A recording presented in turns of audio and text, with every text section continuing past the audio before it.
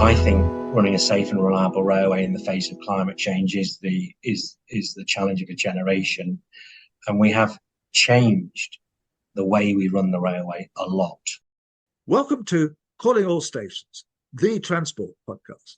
I'm Christian Walmart, a writer and journalist who has specialised in transport for the past 30 years. And in every episode, we seek to bring you up to date with the most engaging stories and interviews from across the world of transport. And with me is my regular co-presenter, Mark Walker, who has spent decades studying policy developments in transport. So, Mark, what have we got today? Hello, Christian, and hello to our listeners. Our featured items today are an extended interview that you've recorded with Alex Hynes, who's the Managing Director of Scotland's Railway. We also have a piece on the issue of e-bike hire schemes and how these are changing and affecting life in our cities. And then we'll finally turn to look at further developments in relation to HS2 and a possible private sector initiative to get the project back on track. Calling All Stations is the transport podcast for the whole of the UK. And we're always keen to understand initiatives that are being taken in the nations and regions of our country. This is why Christian has recorded an extended interview with Alex Hynes, who's the Managing Director of Scotland's Railway, to see what initiatives are being taken by the railway industry north of the border and what lessons might be learned for the rest of the United Kingdom. With me is Alex Hynes, the Managing Director of Scotland's Railway. And I particularly wanted to talk to him because of the experience in Scotland of integration, because Alex actually works for both Network Rail and ScotRail, and also the fact that Scotland has a transport strategy. And I was wondering whether there are lessons for a future Labour government about the way that things are run in Scotland. So welcome to Calling All Stations, Alex. And let's start with that precise point, actually. You know, what your job is, how it came about, and how it's working out.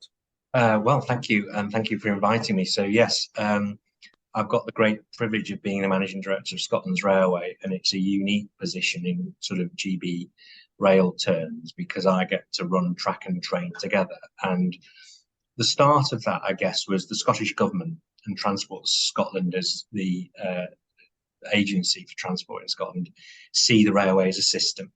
And many of your viewers, I'm sure, will know Bill Reeve, the Director of Rail at Transport Scotland. And you know, a lot of what ScotRail and Network Rail does is a result of, you know, his very long tenure and successful tenure at Transport Scotland. So back in 2014, when the previous ScotRail franchise was contested, Bellio bid a deep alliance between track and train, bid an alliance managing director, so one person to oversee both. And that arrangement started in 2015. So the initiative came from Abellio, did it? Abellio and Network Rail Right.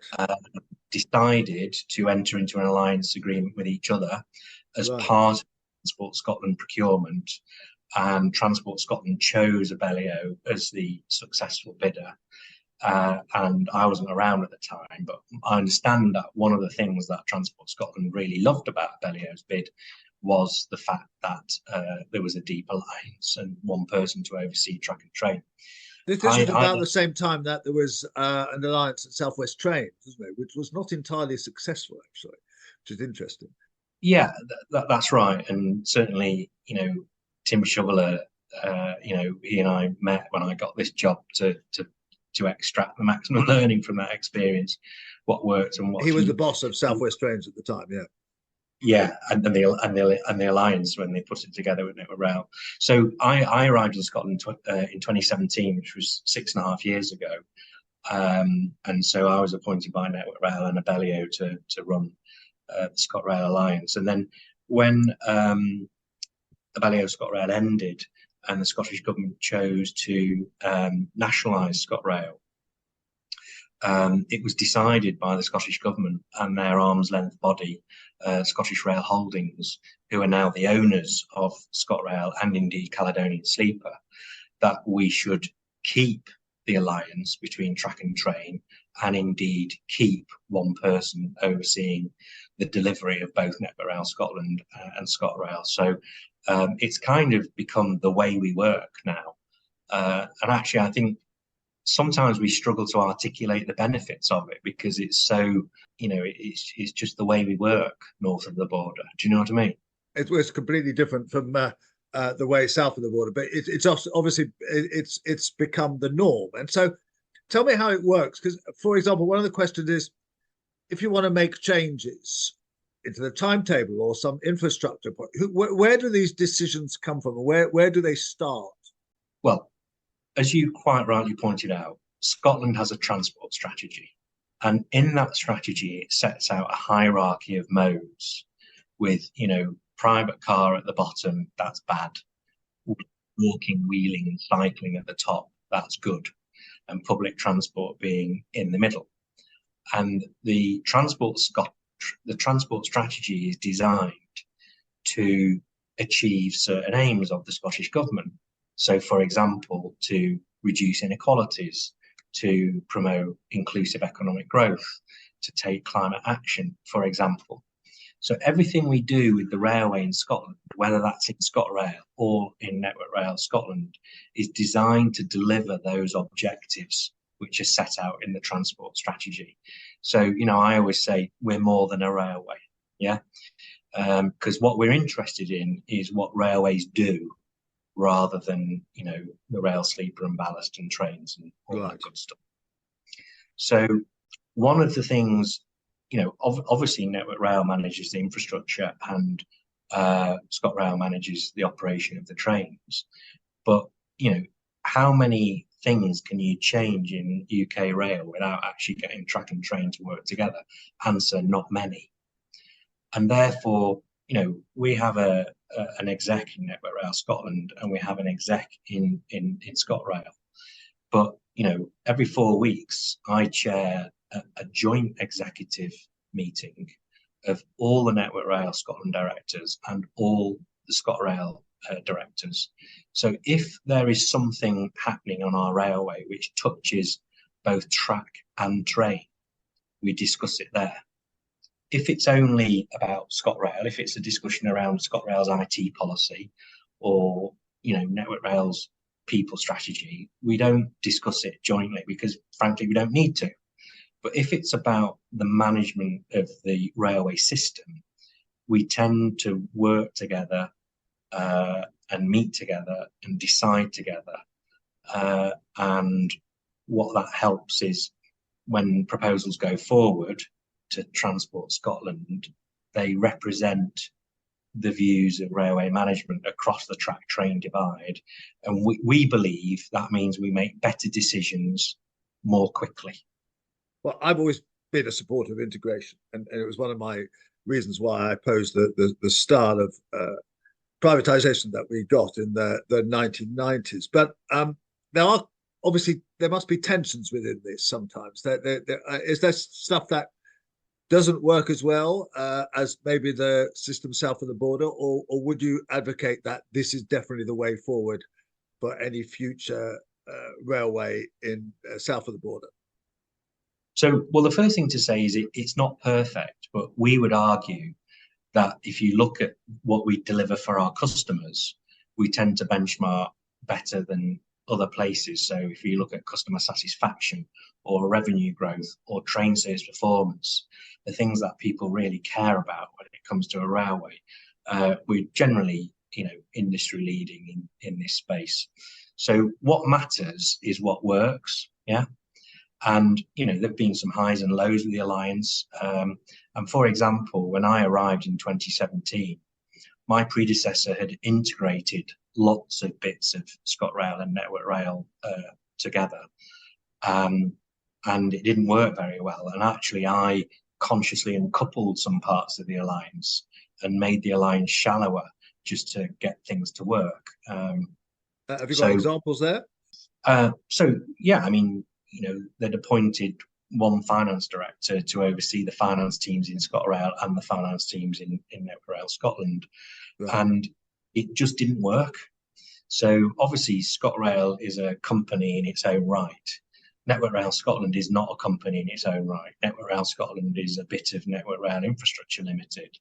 And of course, we have this fragmented rail industry, and quite a lot of the money flows between the parties are actually regulated. So even if we wanted to change how we move money between track and train, actually we can't. And the other thing is, of course, Scotland's not an island, never will be. So one of the key things that we believe enables track and train to work better together is alignment. So I'll give you an example. On train service performance, which at the end of the day is the thing customers want more than anything else. Absolutely. Obviously, we care first and foremost about safety, but often, most passengers take that for granted. We don't, of course. But the thing customers want more than anything else is their train to run on time.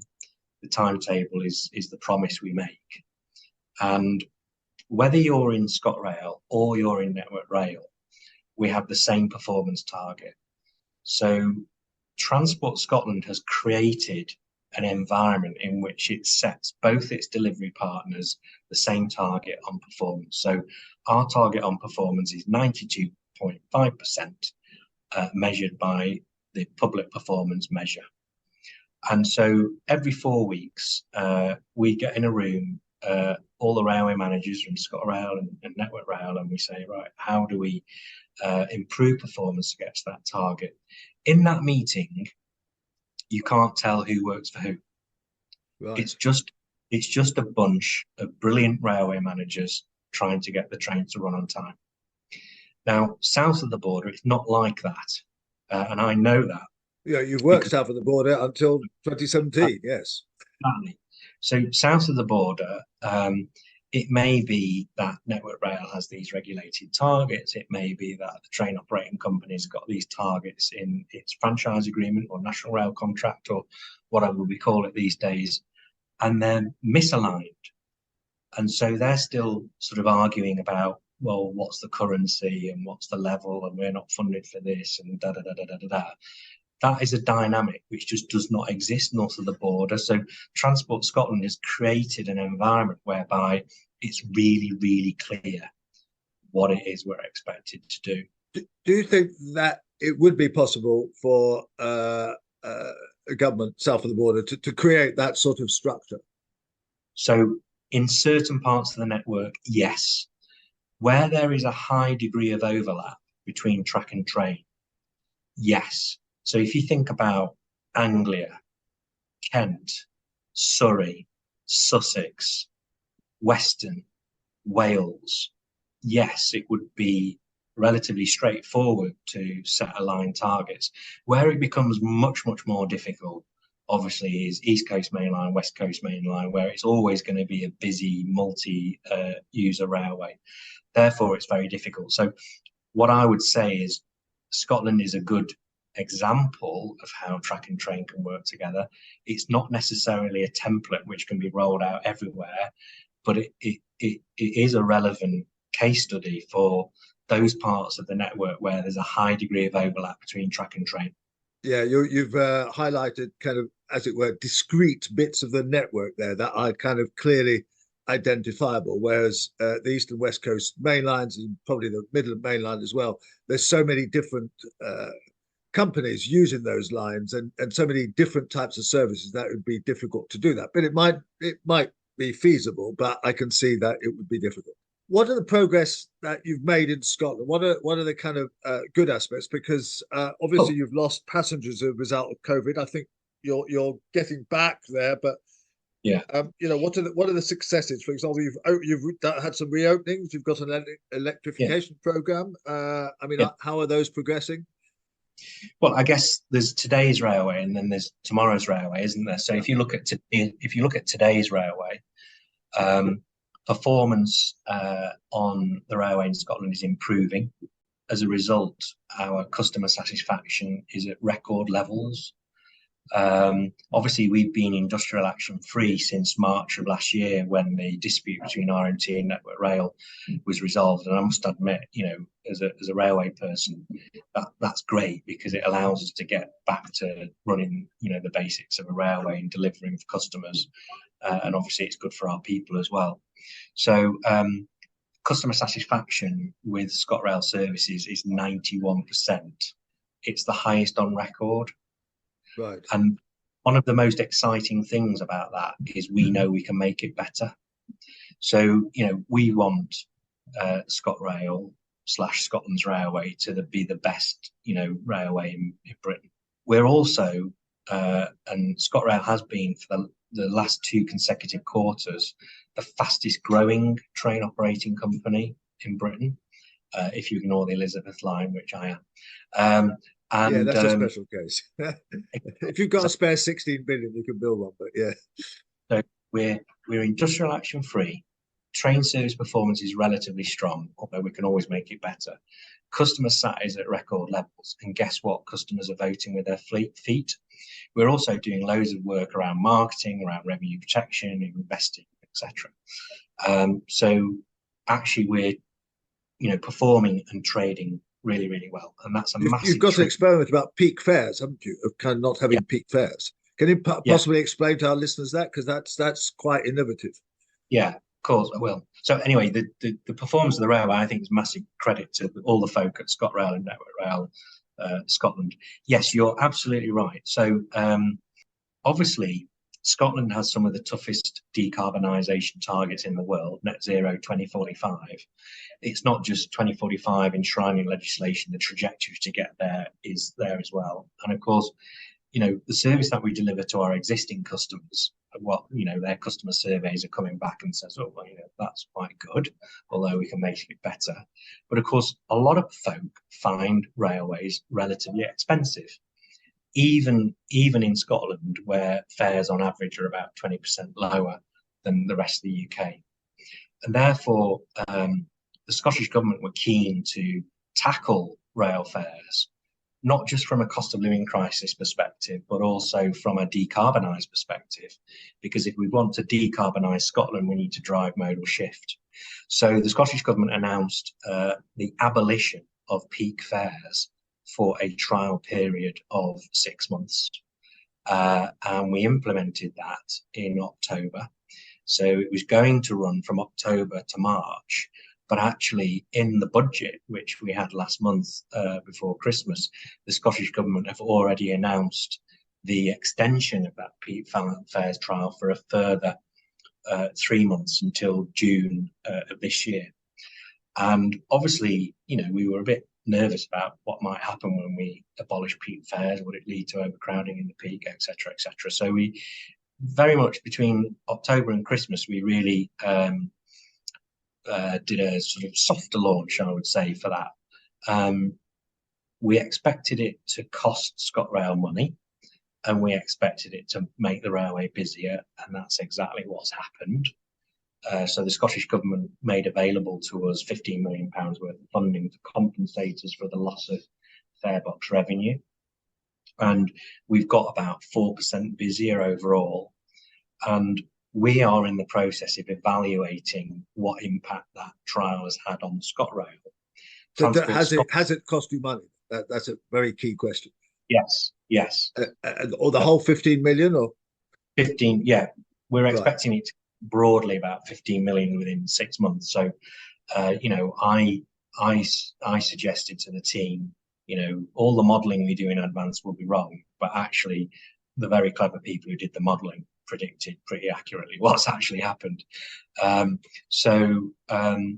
Actually, from this week, we're pushing off-peak all day quite hard, because obviously in the autumn, the railway is relatively busy. In January, February, it's relatively quiet now, particularly through to Easter time. So that enables us to promote quite aggressively off-peak all day along the lines of reboot your commute. And so Transport Scotland, I like that. Transport Scotland are going to do the evaluation of, well, those extra 4%, where did they come from? Was it the spare bedroom? Was it bus? Was it private car, etc.? They're doing the multimodal evaluation. But, the trains are busier as a result, particularly in the peak, because, of course, it's generated some additional journeys, but it's also moved some journeys out of the off-peak into the peak for those people who wanted to travel in the peak but weren't prepared to pay the price of it, so they deferred their journeys. So and actually it's wonderful hearing people's personal stories, because we didn't just abolish peak fares, we also made all our existing off-peak tickets available in the peak. So we do, kid for a quid, that never used to be valid until 9:30. Now it's valid in the peak. And so, people can say, well, I can have a longer day out, in the museum or whatever, or I can travel further because I can start my journey earlier. People are saying, this has changed, I now go into uni 3 days a week rather than one. And, it's wonderful on social media seeing the stories. So obviously fares always have been and always will be a matter for Scottish ministers, because rail fares basically are a political choice between how much money the taxpayer puts into the railway and how much money the passenger puts into the railway. And so we will do the trial, we will do our very best job of it. We will do the evaluation from ScotRail perspective. Transport Scotland will do the evaluation from what happens to the transport. Okay, and then Scottish ministers will decide what they want to do after June. Right. So 15 million represents what in a 6 month of what percentage does it represent about? So 15 million in 6 months was the original cost of the trial. And what percentage is that? Yeah. But to put that into context, our fare box revenue this year is forecast to be around 325 million. So if you double the 15 to take account, 30, this is my monkey maths doing. Yeah. You're at 30 million out of 325, so you're not quite at 10%, but you're not kind of far off. Yeah. So it's a significant proportion of the fare box revenue for ScotRail which has been foregone, but obviously in Scottish government budget terms, it's a smaller percentage. Right. Okay. Look, this is great, Alex. But we can't get away from this interview without talking about climate change and the impact that's had on the railway. You've had some more landslips, I think, recently. Of course, you had the terrible disaster 3 years ago when there was an accident as a result of the rain and the landslip, which killed, I think, 3 people, didn't it? So I wonder, is that something that's affecting you in particular? Absolutely. I mean, obviously, what happened on the 12th of August 2020 still weighs heavy on all our shoulders, and we owe it to the victims to reduce the chances of something like that ever happening again. I think running a safe and reliable railway in the face of climate change is the challenge of a generation, and we have changed the way we run the railway a lot. Oh, really? As a result of it? What sort of things have you done? So for example, we've done a complete drainage survey of all the drainage assets across Scotland. We've walked every mile of railway in daylight to make sure that the assets which are out there on the railway are what's reflected in the database.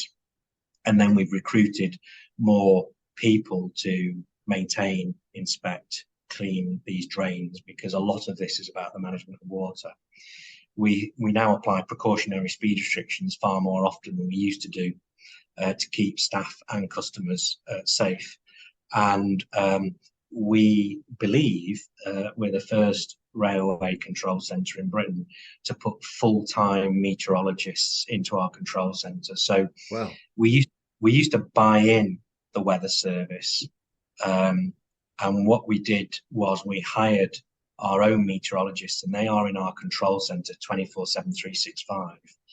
And whether the weather is adverse and extreme or the weather is good, what they're doing is they're learning.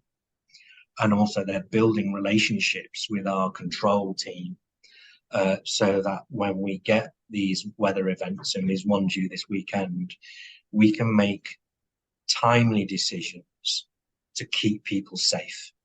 So if you look at what happened in October, where we had 2 red weather alerts in a week, so we made decisions to suspend service on some parts of the network.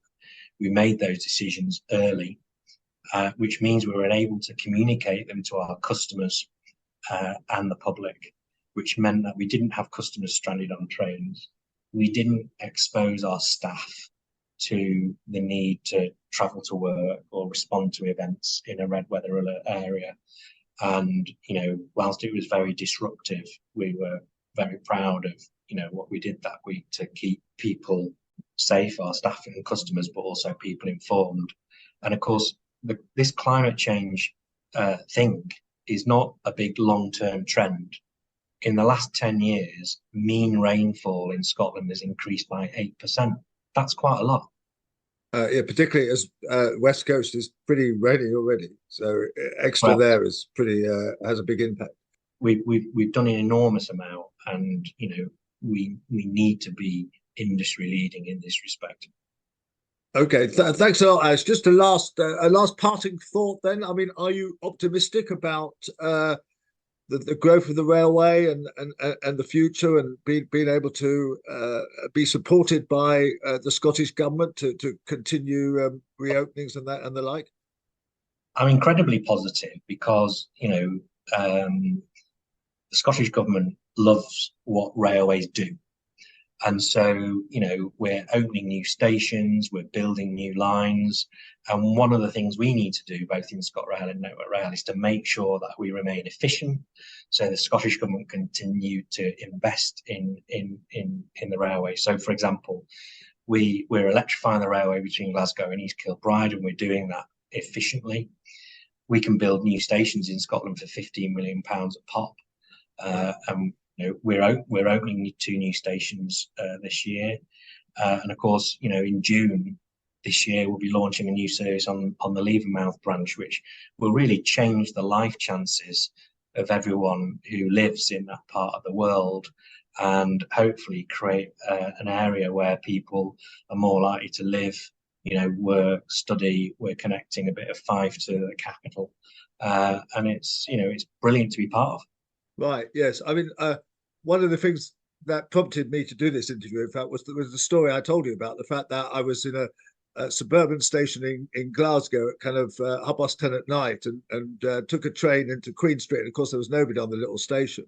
But there they were, your revenue protection people, at kind of nearly 11 o'clock at night, demanding my £2.50 to pay my fare, which I was really impressed with, because, you know, on the network in England, much of the time you never get asked for a ticket, and I've gone from Liverpool to London without even being ever asked to show my ticket, and that's because of the problems over the revenue collection, the revenue going to the Treasury, and the costs coming out of the Department of Transport. So you're clearly integrated there in a way that I think there are a lot of lessons to be learned. So thank you very much for the interview, Alex, and good luck in the forthcoming months and years. Thank you.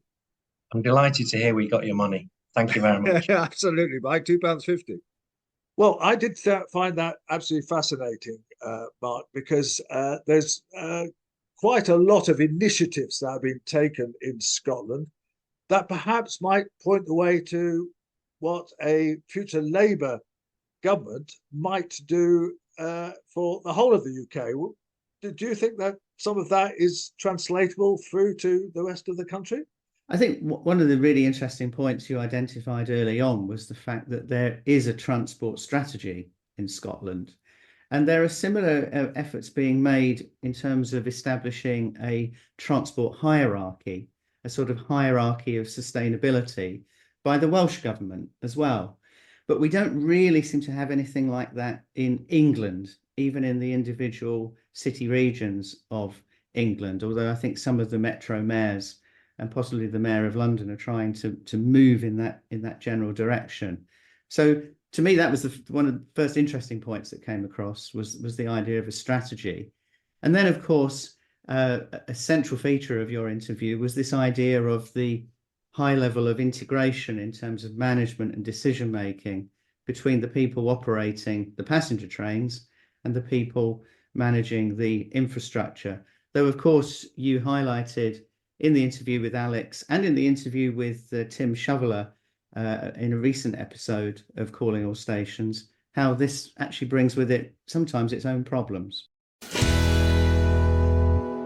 So we've been talking about the fares experimentation that's going on within Scotland's railway, but there's a bit of experimentation that perhaps you could call it that has been announced in the last few days, Christian, on one of the key Anglo-Scottish routes. So that's the LNER service between Edinburgh and London King's Cross. You've been trying to understand what's going on here.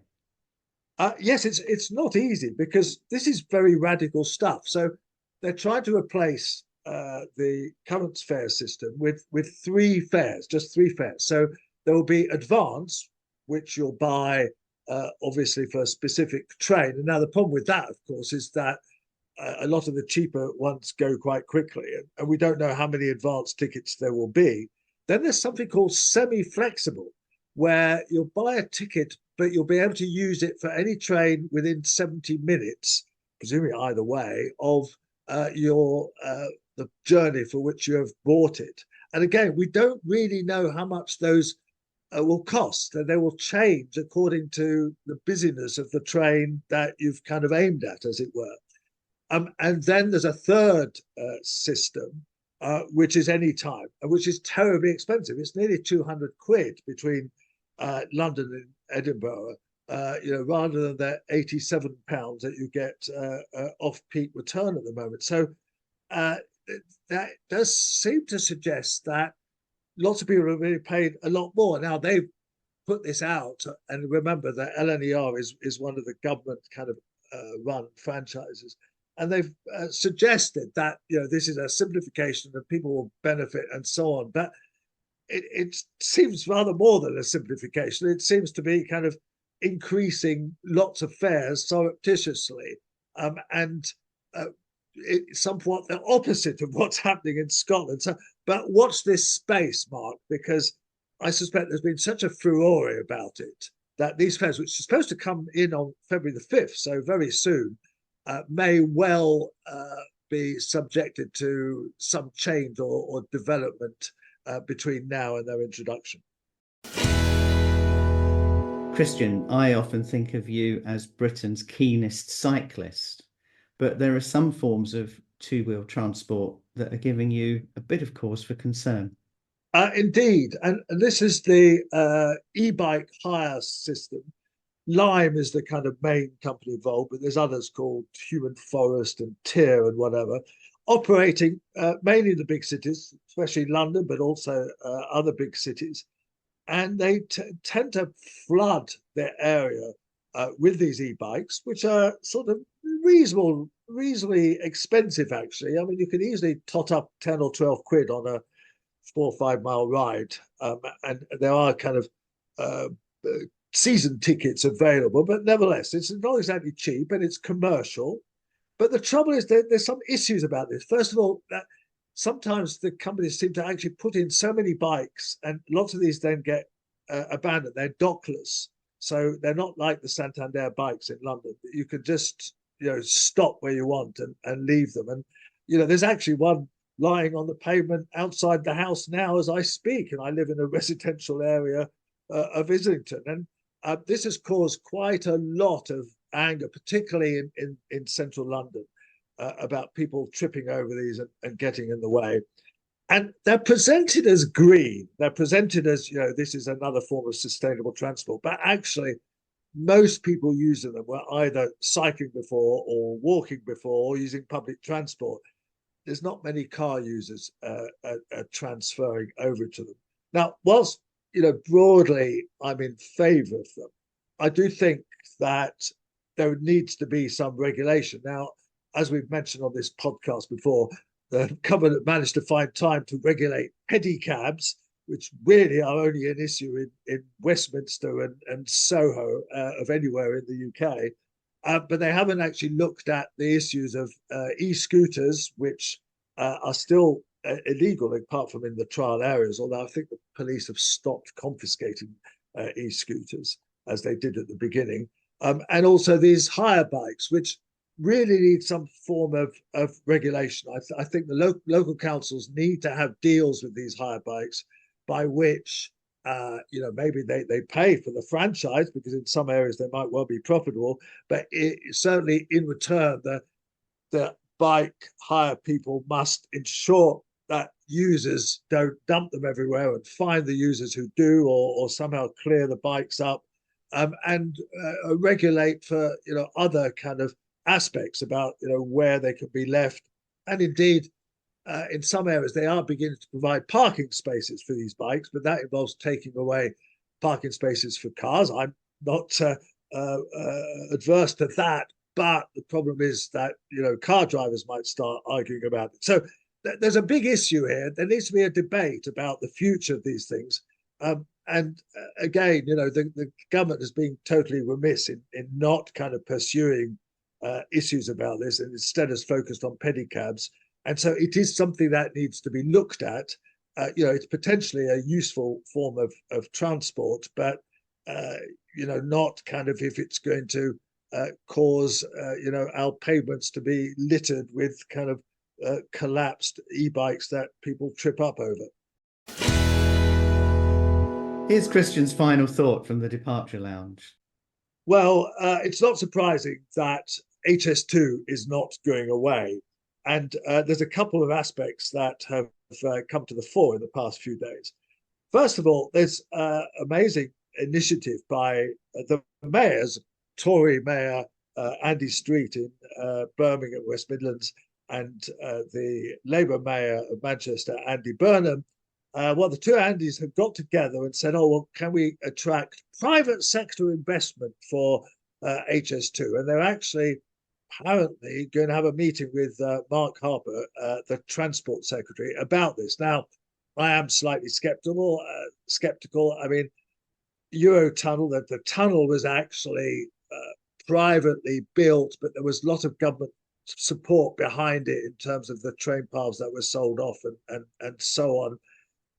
And really building infrastructure with entirely private sector money is unlikely. Now, whether they did actually look at some sort of PPP, PFI deal, private finance initiative deal for HS2 right in the early days, and they rejected the idea. So whether that is feasible to revive it, I'm slightly doubtful about, but nevertheless, a good initiative.